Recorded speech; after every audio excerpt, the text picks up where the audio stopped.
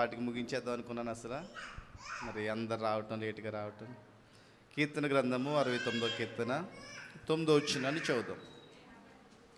69వ కీర్తన 9వ వచనం. నీ ఇంటిని గూర్చిన ఆసక్తి నన్ను భక్షించి ఉన్నది, నిన్ను నిందించిన వారి నిందలు నా మీద పడి ఉన్నవి. చాలండి. ఈ కీర్తన ఎవరు రాస్తున్నారు? ఎవరు రాస్తున్నారు ఈ కీర్తన?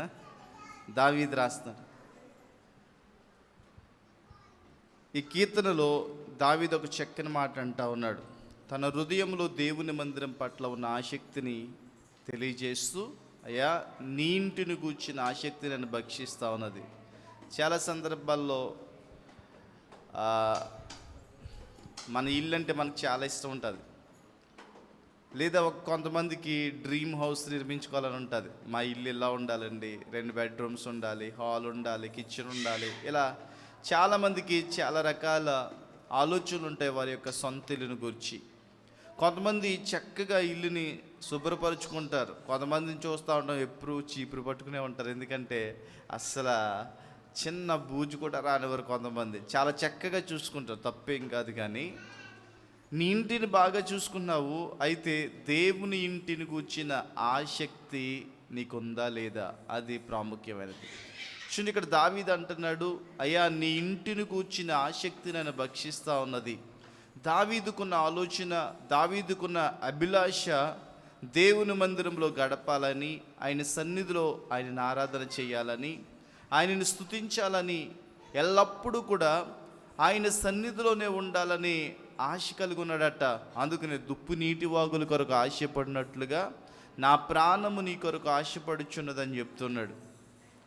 సో గమనించండి, ఇక్కడ చక్కని మాట, నీ ఇంటిని గూర్చే ఆసక్తి నన్ను భక్షిస్తుంది.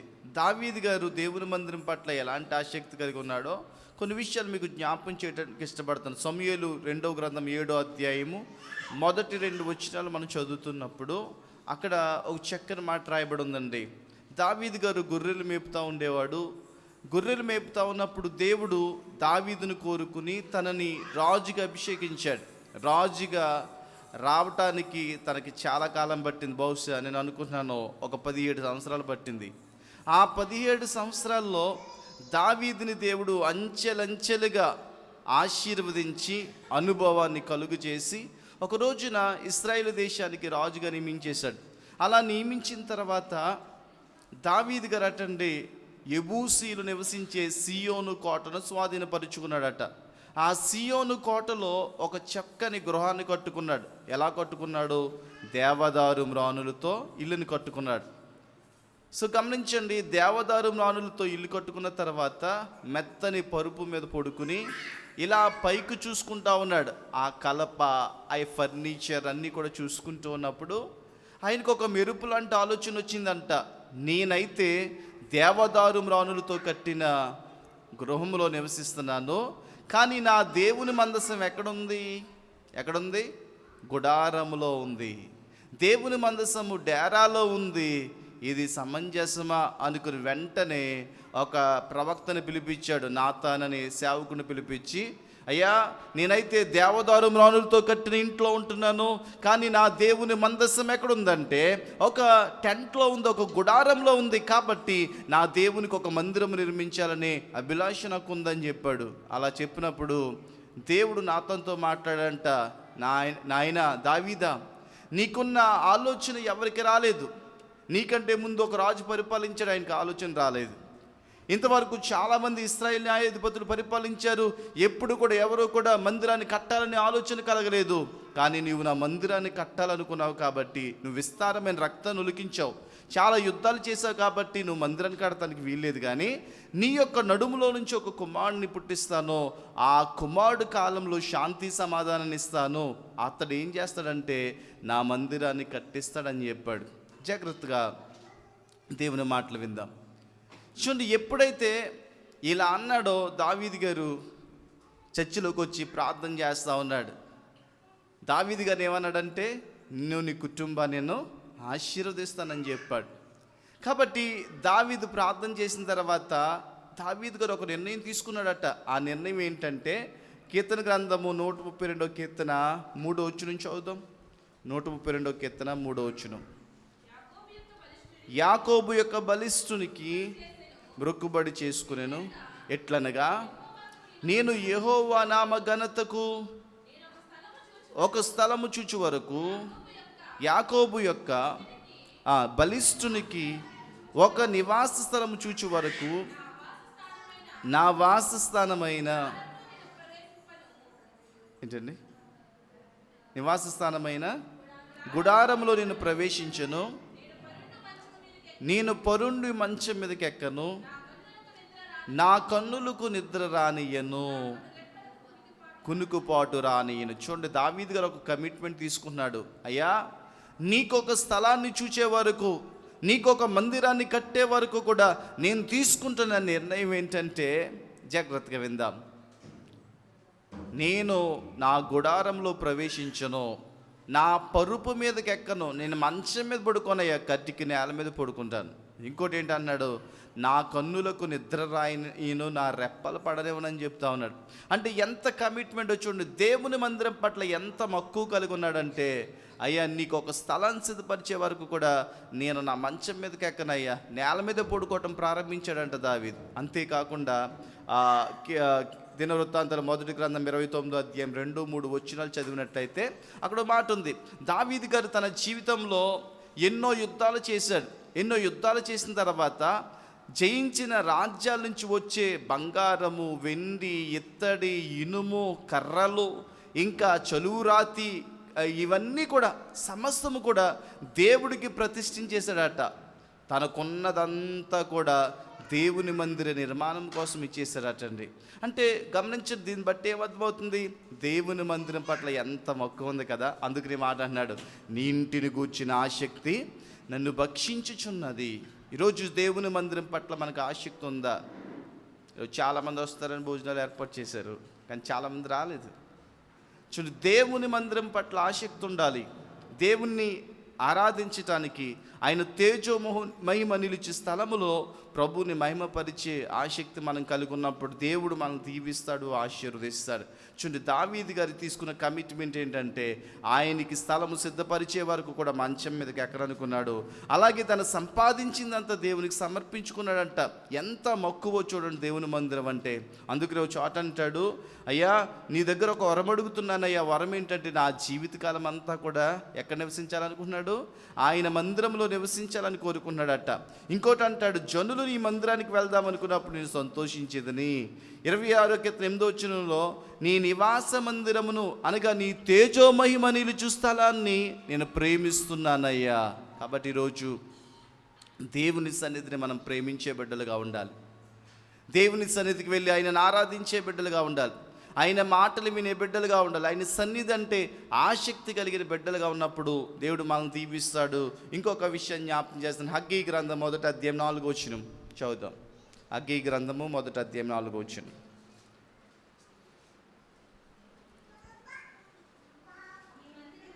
ఈ మందిరము పాడయుండగా మీరు సరంబి వేసిన ఇండ్లలో నివసించుటకు ఇది సమయమా. ఇక్కడ ఎవరంటే, వీళ్ళు కూడా దేవాలయం కట్టడానికి వచ్చినోలే. బబులోను దేశపు చెరలోంచి వచ్చిన ఇశ్రాయేలు ప్రజలు ఎందుకు వచ్చారంటే, దేవుని మందిరాన్ని కట్టడానికి వచ్చారు. కోరేషు నాయకత్వంలో, కోరేషు ద్వారా జెరుబ్బాబేలు నాయకత్వంలో, ఎజ్రా నాయకత్వంలో, నెహమ్యా నాయకత్వంలో వీళ్ళందరూ కూడా దేవుని మందిరాన్ని నిర్మించడానికి వచ్చారట. వచ్చిన తర్వాత కొన్ని ఆటంకాలు, మందిరపు పునాది వేశారు, కానీ ఆ పునాదుల్లోనే వదిలేసి సొంత ఇల్లు కట్టుకోవటం ప్రారంభించారు. అప్పుడు దేవుడు మాట్లాడుతున్నాడటండి. ఏమని మాట్లాడుతున్నాడు, ఈ మందిరము పాడయుండగా అది పునాదుల్లోనే ఉందయ్యా, చెత్తా చెదారంతో నిండిపోయింది, దాని వర్క్ ఇంకా కంప్లీట్ అవ్వలేదు. అయితే మీరేం చేస్తున్నారంటే, ఈ మందిరము పాడయుండగా మీరు మాత్రము సరంబి వేసిన ఇండ్లు నిర్మించుకుని దాంట్లో నివసించుట సమంజసమా అని దేవుడు ఇక్కడ వారిని హెచ్చరిస్తూ ఉన్నాడు. ఎందుకంటే దేవుని మందిరాన్ని అలా వదిలేశాడండి. చెత్తా చెదారంతో నిండిపోయింది. దేవుని మందిరాన్ని పట్టించుకునే సమయం వారికి లేదు. వాళ్ళందరూ కూడా చక్కగా సొంత గృహాలు నిర్మించుకుని సరంబి వేసిన ఇండ్లలో నివసిస్తున్నారట, ఈ మందిరము పాడై ఉండగా.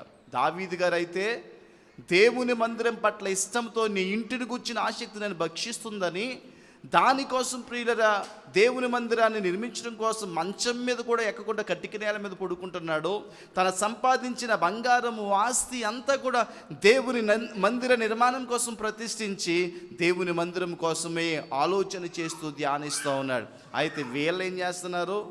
దేవుని మందిరం పాడైపోతుంటే అసలు దేవుని మందిరం గురించిన ఆలోచనే వారికి లేదటండి.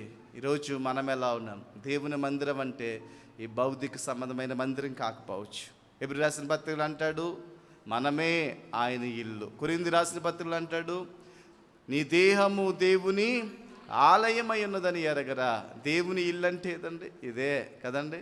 మన శరీరమే, మన దేహమే, మన హృదయమే దేవుని ఆలయం.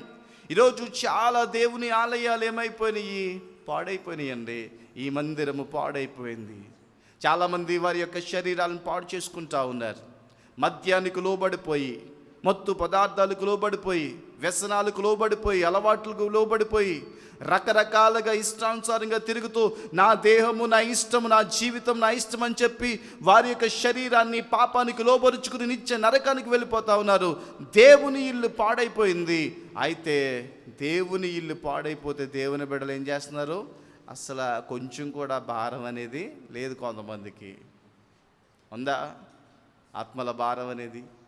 ఇంకా రక్షణ పొందిన వారి కోసం, ఇంకా మారు మనసు లేని వారి కోసం, దేవుని ఎరగని వారి కోసం, భక్తిహీనుల కోసం ప్రియులరా అనేక అలవాట్లకు లోబడిపోయి కుటుంబాలను జీవితాలను పాడు చేసుకున్న వారి కోసం ప్రార్థించే భారం మనకుందా? దైవ సేవకుడు పీక్కుంటాడు కానీ మనకి ఇంత కూడా నాటుకోదు కదా. చీమ కుట్టినట్టు కూడా ఉండదు కొంతమందికి. ఎంత భారంతో చేస్తున్నామండి నిజంగా. కన్నీటితో ప్రార్థన చేసి, ఉపవాసాలుండి, కడుపు మార్చుకుని, బలహీనతలున్నా, షుగర్ ఉన్నా, బీపీ ఉన్నా అన్నీ చేస్తుండే కొంతమందికి ఏం అర్థం కాదు అసలు. ఒకసారి ఆలోచించేద్దాం ప్రియులరా. కొంచెమైనా భారం ఉందా మనకి? దేవుని పరిచర్య కొంచెమైన ఆసక్తి ఉందా? చూడండి ఇక్కడ అన్నాడు ఈ దేహం అనే మందిరాలు పాడైపోతుంటే మీరు సరంబి వేసిన ఇండ్లలో నివసిస్తారా? కొంచెమైనా బాధ ఉందా మీకు? దేవుని మందిరానికి ఉండవలసిన ప్రాధాన్యత మనం ఇవ్వగలుగుతున్నాం అనేసి దేవుడు బాధపడుతున్నాడు. కాబట్టి చాలామంది దేహం అనే మందిరాలు పాడైపోయినాయండి, నిత్య నరకానికి వెళ్ళిపోతూ ఉన్నాయి. అయితే దేవుని బిడ్డలుగా భారం కలిగి ప్రార్థన చేయాలి, భారం కలిగి పని చేయాలి, భారం కలిగి ఆసక్తితో దేవుని వెంబడించాలి, గడగడ వణుకుచూ దేవుని సేవించాలి. ఇష్టానుసారంగా మనం ఉండకూడదు కానీ దేవుని యందు భయభక్తులు కలిగి ఆయనను ప్రేమించే బిడ్డలుగా, ఆయనను వెంబడించే బిడ్డలుగా, దేవుని యొక్క వాక్యాన్ని ధ్యానిస్తూ ఎప్పటికప్పుడు మన జీవితాలను పవిత్రపరుచుకుంటూ క్రీస్తుకు ఇష్టలుగా ఉన్నామా లేదా అని మనల్ని మనం పరిశీలన చేసుకుంటూ మనం జీవించగలిగిన ఆ దైవికమైన రోషాన్ని మనం కలిగి ఉండాలని దేవుని యొక్క వాక్యం హెచ్చరిస్తూ ఉంది. చూడండి ఇక్కడ దావీదు గారు దేవుని మందిరం ఉన్న మక్కువ చేత ఎన్ని కమిట్మెంట్లు తీసుకున్నాడో. దేవుని మందిరంలో ఉండటానికి ఇష్టపడ్డాడు. ప్రభా నాకు ఏదైనా వరం ఇస్తే కనుక ఆ వరం ఏంటంటే నా జీవితకాలం అంతా నీ సన్నిధిలో ఉండే భాగ్యాన్ని మనం ప్రార్థన చేస్తున్నాడు. కానీ వీళ్ళ మాత్రము మందిరం పాడై ఉండగా సరంబి వేసిన ఇంటిలో ఉన్నారంట. మొట్టమొదటి. రెండో విషయానికి వస్తాను. యేసు ప్రభు వారి గురించి జ్ఞాపకం చేస్తాను. యేసు ప్రభు వారిని మందిరానికి తల్లిదండ్రులు తీసుకొచ్చారు. ఎన్నో దినాన్ని తీసుకొచ్చారు? 8వ దినాన్న తీసుకొచ్చారు. ఎందుకంటే యూదులు 8వ దినాన్ని సున్నతి చేయించి ప్రతిష్ఠిస్తారు.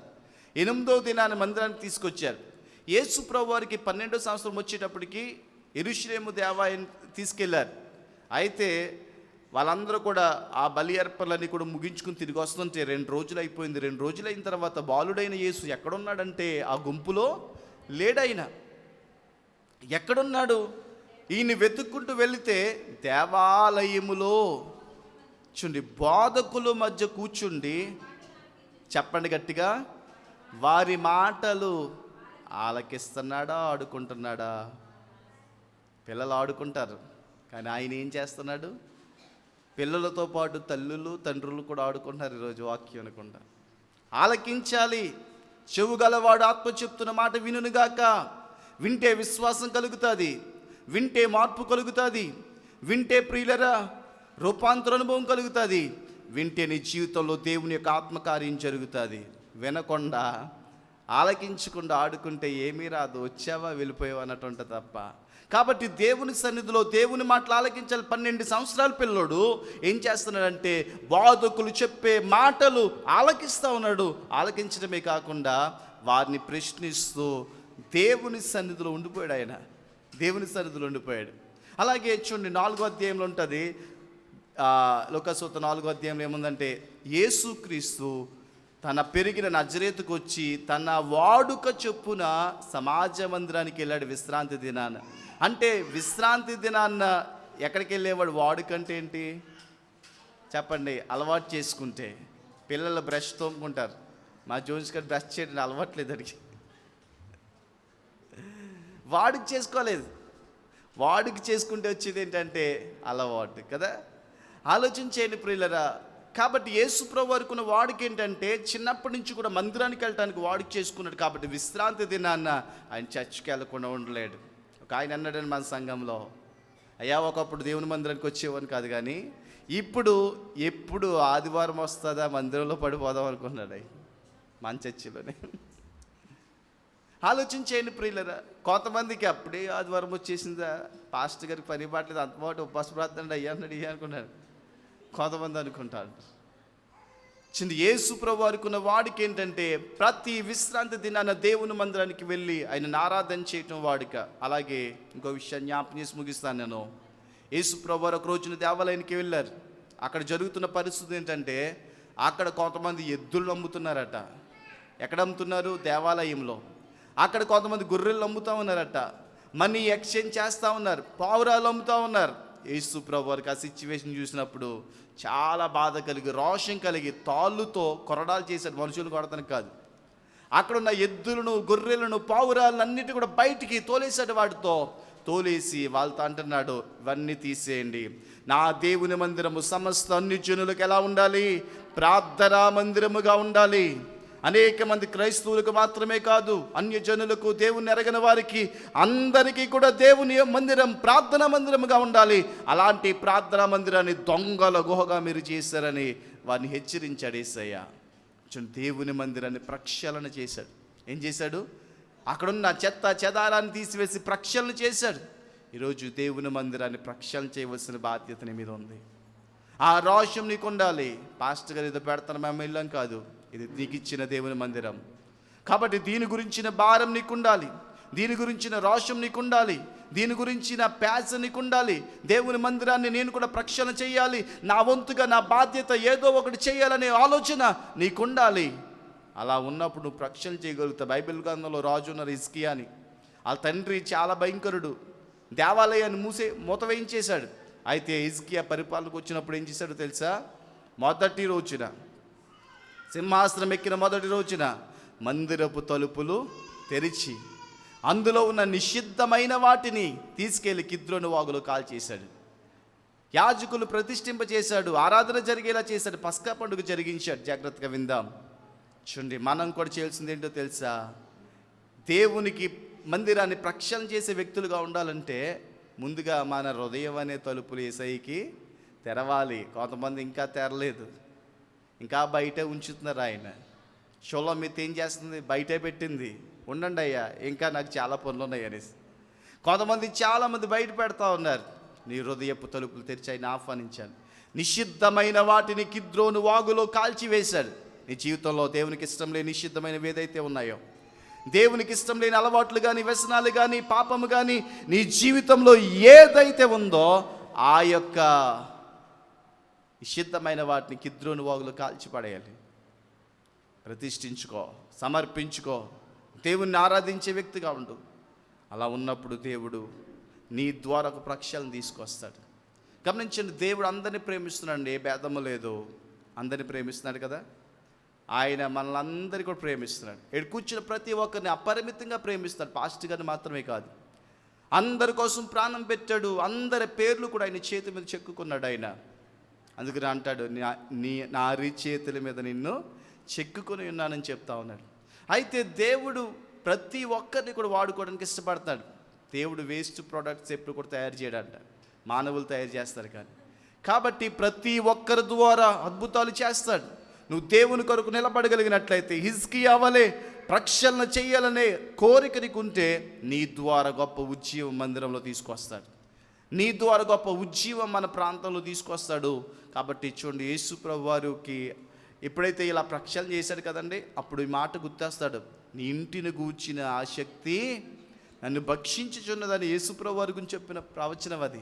అంటే దేవుని మందిరం పట్ల ఆయనకున్న ఆసక్తిని బట్టి ఆ కోరికను, ఆ మొక్కును వెలబొచ్చటానికి ఆ పదాన్ని అక్కడ వాడారు. భక్షించడం అంటే మనకు తెలుసు కదండి, అడవిలో జంతువులు ఉంటాయి కదా, వేటాడి చంపుతారు, దాన్ని భక్షించడం అంటాం. సో అంత ప్యాషన్ నా హృదయంలో ఉంది అని చెప్పడానికి ఆ మాట వాడుతూ ఉన్నాడు. ఈరోజు దేవుని మందిరం పట్ల ఎంత ఆసక్తి ఉంది నీకు? ప్రేమిస్తున్నావా? బైబిల్ అంటాడు, యెరూషలేమా నిన్ను ప్రేమించువారు చెప్పండి వర్ధిల్లుతారు. ఎవరైతే దేవుని మందిరాన్ని ప్రేమిస్తారో దేవుడు వారిని ఆశీర్వదిస్తాడండి, వారిని వర్ధిల్ల చేస్తాడు, వారి పనులు సఫలీకృతం చేస్తాడు, వారి జీవితంలో శాంతిని, వారి సరిహద్దుల్లో నెమ్మదిని కలుగు చేస్తాడు ఆయన. కాబట్టి మనం దేవుని మందిరాన్ని ప్రేమించే బిడ్డలుగా ఉందామా? అటువంటి కృప దేవుడు మనకు దయచేయను గాక. ఆమేన్. చిన్న సమయంలో మరి ఆంటీ గారు మన మధ్యలో ఉన్నారు.